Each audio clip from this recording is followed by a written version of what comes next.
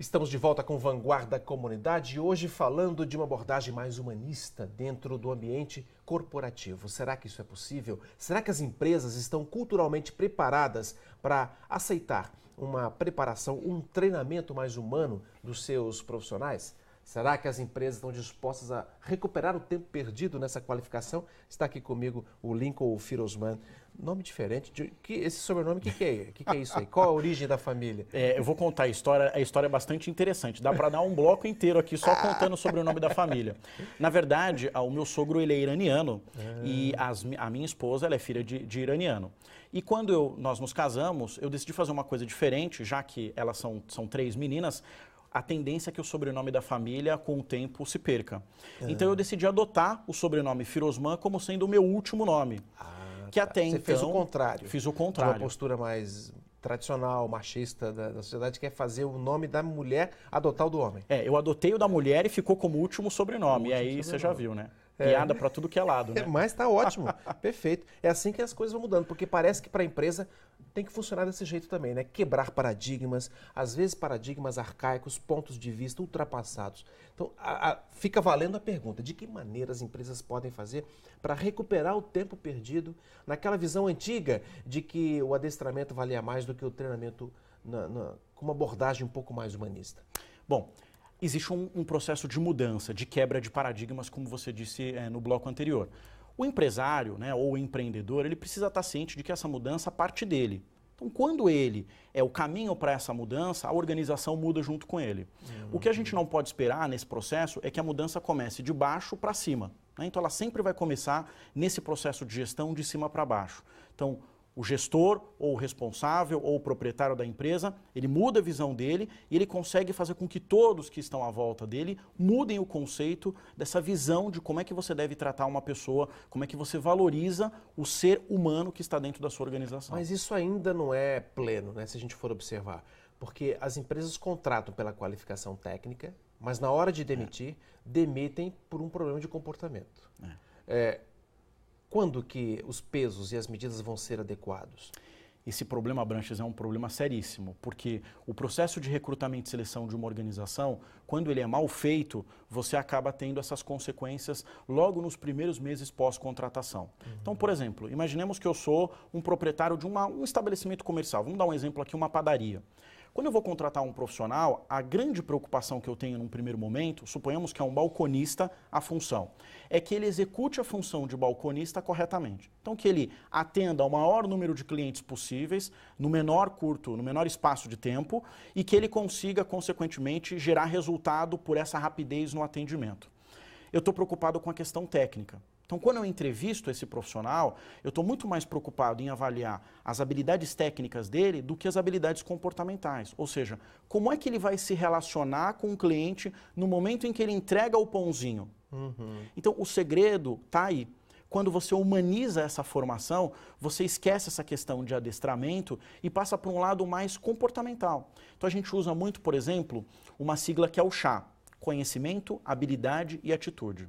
O ideal seria que o profissional tivesse 33,3333% de cada uma delas. Mas, na verdade, é muito difícil. Tem pessoas que se destacam muito pela sua habilidade, outras pelo seu extremo conhecimento e algumas pelo lado comportamental.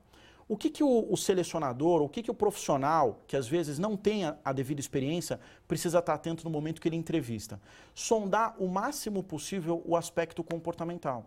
Então, com perguntas direcionadas, sempre de preferência no passado, para que você tenha uma informação mais completa no momento da resposta do candidato. Resgatar o histórico de vida do candidato, né?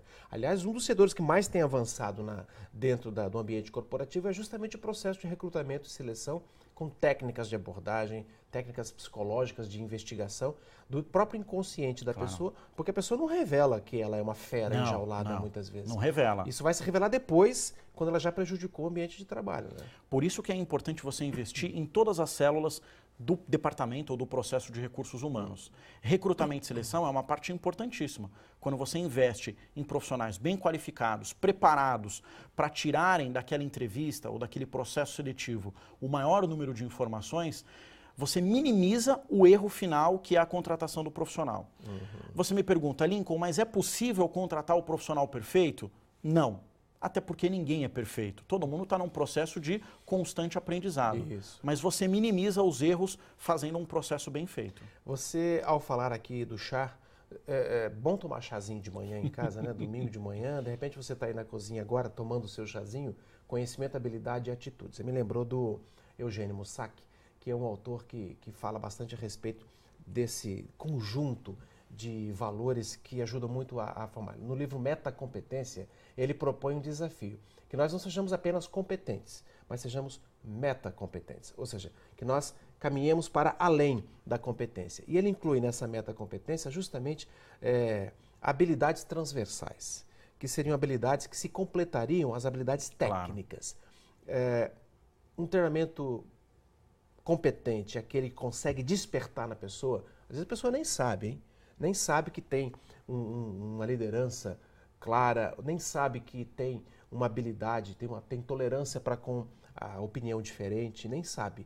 O bom treinamento, quais são as características fundamentais para que o nosso empresário possa claro.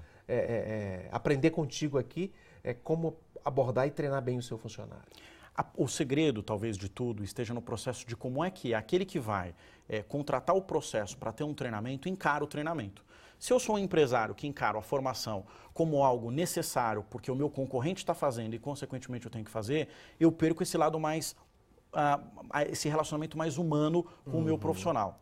Se eu entendo que esse processo, ele é um processo mais humano, que requer investimento, que requer dedicação e, principalmente, que a metodologia que eu vou utilizar em sala respeita a maneira como o adulto aprende, por exemplo, como o Malcolm, que fala que o adulto ele aprende através da andragogia.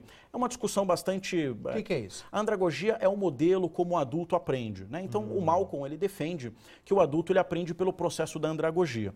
Claro, existem várias vertentes dentro da pedagogia, da própria andragogia, que seria o ensino para adulto. E como é que a gente ensina o adulto? Ele aprende geralmente de duas maneiras.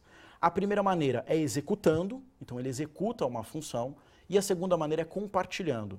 Então, quando você propõe em sala que o adulto aprenda executando, de que maneira? Com exercícios lúdicos, práticos, vivenciais, e ao mesmo tempo eu permita que durante uma formação ele compartilhe as experiências dele, eu consigo fazer com que no final o resultado seja um resultado satisfatório ou, em muitas vezes, mais do que satisfatório, ele gera um resultado imediato. Porque ele sai daquela formação com a impressão de que ele aprendeu executando e contribuiu com a sua própria experiência de vida. Olha, legal. Daqui a pouquinho vamos continuar esse bate-papo para tentar entender de que maneira que nós podemos ver no profissional que nós estamos treinando uma repercussão imediata de uma nova postura, uma nova atitude diante do que ele vê no treinamento, diante do que ele espelha, do que ele modela no seu treinador e diante de tudo que ele quer. Afinal de contas, quem é que não quer melhorar? Por que isso não pode acontecer agora? É o que vamos ver daqui a pouco. Até já.